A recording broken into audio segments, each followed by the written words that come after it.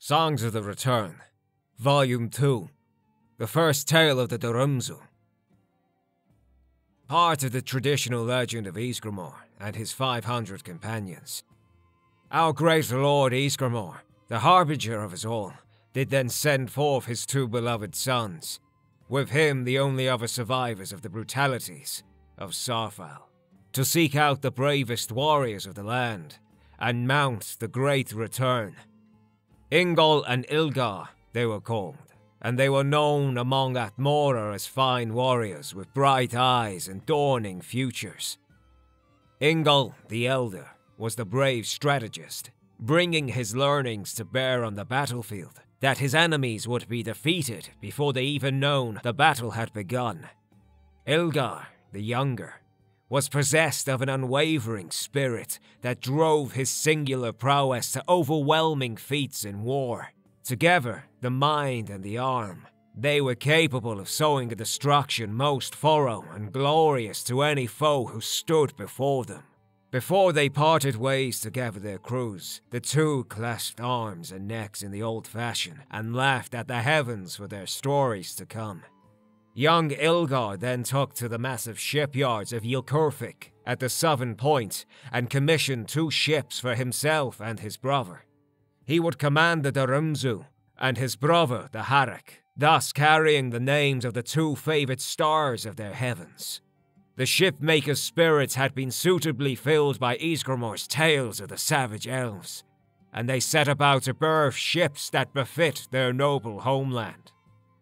Arrangements having been made, Ylgar set forth to the academies of honored soldiers, seeking out his most trusted friends and advisors to join him on the venture of the return. By now, the stories of the new land to the south were spreading before him, and the mere emergence of his presence was enough to cause the finest warriors to lay down their present undertakings and follow him.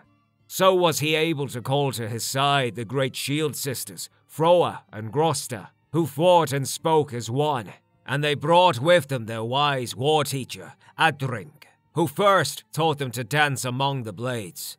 She, in turn, mustered all the students at her command, whose names were not yet made, but some of whom would one day be known. Haramska, who threw his shield, Erlak, who breathed fire, Ramph the Greater, Merkilian Ramph, and the far-sighted Uche, who would see the first of many dawns. On the day of final passage, when the many-oared fleet would last see the distant green summers of Atmora, the brothers were near in their father's wake, as the freshly joined 500 would eagerly press onwards towards Tamriel. Ylgar could see his well-minded brother smiling from afar across the waves, and they shouted war cries to each other, longing for the soon day when their assembled crews would draw the treacherous elf blood into the ground which they would now claim for their own rights. But Kyne's ministrations are not to be taken lightly, and though her blessings gave wind to drive those brave sailors to their destiny, so too did her mighty tears fall to drive them apart. When the storm of separation first arose, young Ylgar had no fear, for his crew was strong and able, and their ship drove true through the forest of swells as though pulled by the rope of fate.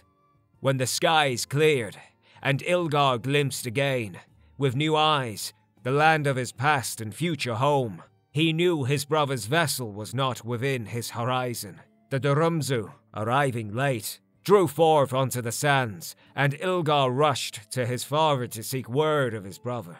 The great Ysgramor, harbinger of us all, wept for his lost son, and sought comfort in the arms of his only remaining joy.